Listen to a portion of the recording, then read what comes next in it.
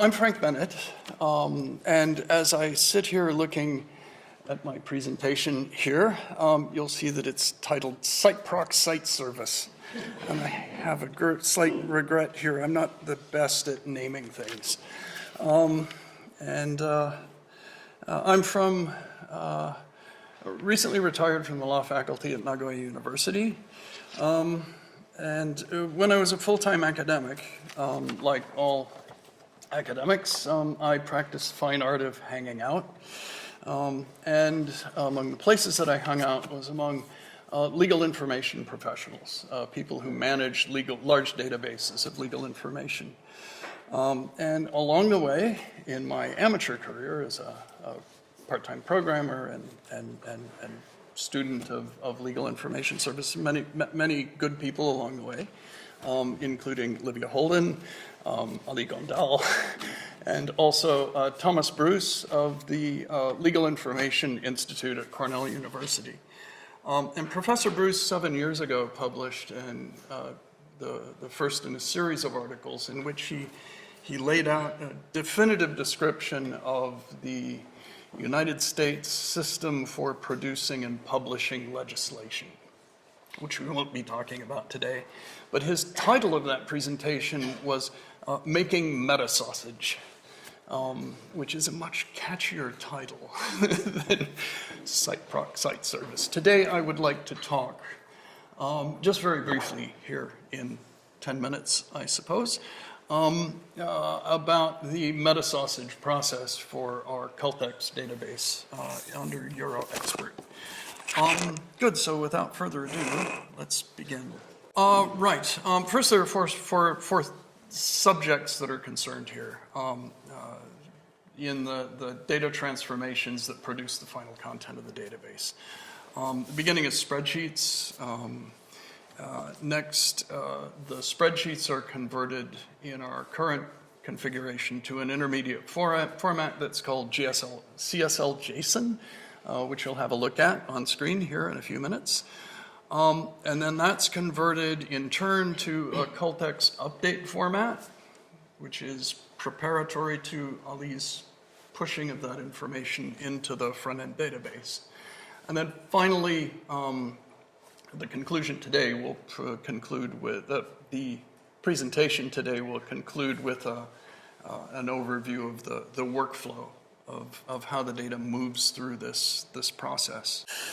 Okay, we use spreadsheets for data collection, and I've spent a little bit of time on this because it's an important design choice. Excel is really familiar to everyone. And so there's an advantage to using Excel as a data collection platform because everybody knows how to use it, it's widely used, it's stable, and it also produces in export a machine-readable format called CSV, which is a simple export of the content of a spreadsheet in a form that can easily be read by tools that I use for transforming the data into another form. It's a very limited form, but a form of structured data, which ultimately is what we need if we're going to push data into the relational database that Ali uses for the front end. There's some limitations to spreadsheets, which also will consume some of our time here today. First, it's free text entry. So Excel is very forgiving. It allows you to enter anything into any of the cells of the spreadsheet. So free text entry does not control for typographic errors, formatting errors, missing data, that sort of thing can creep into the data. Anytime we are, as people, are managing a document, then there can be typos. Secondly, is data validation, making sure that correct, valid entries are made. For example, dates. Dates we expect to have in a particular format.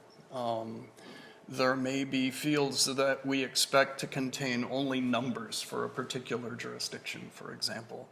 Those kind of constraints can be built into an Excel spreadsheet, but it's awkward to do so. and it can be cumbersome for the user, so we don't do it. So we just have the spreadsheet with fields and people fill that in. But we have to control for that in the data flow afterward to make sure that we validate everything. A third item, and I struggled with what to call this, is item cross-referencing. When you have a case, you may have multiple reports. And in our spreadsheet system, in the data collection, each report is a separate line. But if you have 4 expert reports that are submitted to a law case, which resulted in 1 decision, you have 5 lines in the spreadsheet, which are actually conceptually 1 item. And so we need some way of smooshing those together into a single item conceptually. And Excel doesn't really lend itself to that, so we have to do that in post-processing. Let me see, click, there we go. Good. So now looking at the challenges, so we're going to build a sort of data transformer. And there's some challenges that arise from the CULTEXP requirements. One is that we're citing legal materials. And that means we have to be quite accurate about the court and jurisdiction and docket or case number, whatever the requirements are for formal citation in the legal community, we should respect that. Because ultimately the output of the project is hoping to influence or in a positive way legal circles in the legal system, and so presenting a face which is correctly cited in the eyes of legal professionals is important. To the extent possible, we'd like to automate that. Second problem is that it's multilingual. We have lots of languages involved, and so we need to smoothly navigate that. We may be handling translations and so forth. In my layer, I don't automate that. That's Ali's task, but we need to be able to handle documents in multiple languages, including the citations. Yeah. It's multi-jurisdictional, so these problems of correctly citing materials according to the conventions of legal circles kind of explodes because we have cases from all over the European Union and beyond. And every country has its own citation conventions, which are derived from the legal procedures that generate the content. I mean, that's sort of the first stage of meta-sausage, is that you have some process that has to be expressed in the citation. Won't go into the details, but it's an issue. Then we need to record subject tagging. Of course, that has to go into the spreadsheet, and there are multiple documents per case record. That's that problem of grouping that I mentioned. Okay, taxonomy. I think I'm going to skip this slide. Actually, there are 2 concepts, taxonomy and ontology, and that is really relevant to the next slide, so I'm going to jump. Okay, we have to standardize this very eclectic data. We need a kind of meta language for locating a case. What's the essential item that's sort of a feature of every legal system? And that boils down, after a lot of fretting and pulling of the hair, that boils down to the court and jurisdiction.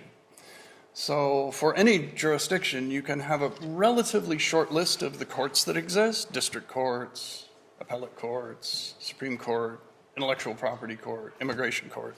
There are a finite list of courts, and also a finite list of jurisdictional divisions. So, right, some countries are unitary, very small countries.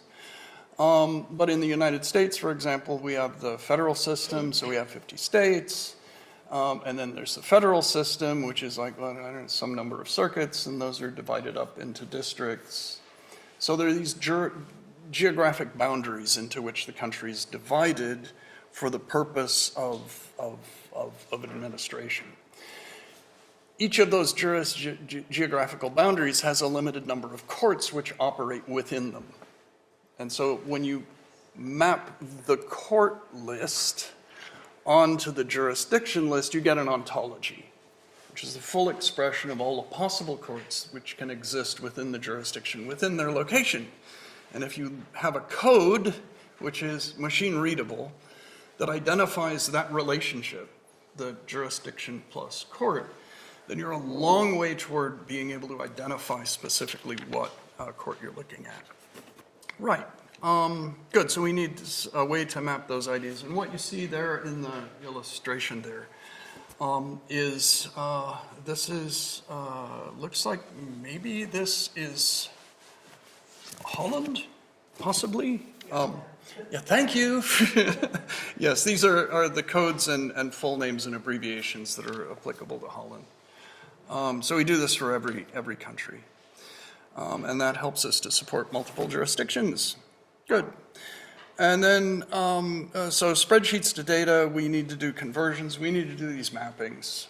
So there's a little bit of manual labor mapping what the data collectors diligently record as the jurisdiction and the court name needs to be mapped to these machine-readable codes. And so that's kind of my manual work is doing those maps. We don't expect data collectors to do that because it's techie technical and headachy and involves staring at that kind of content a lot.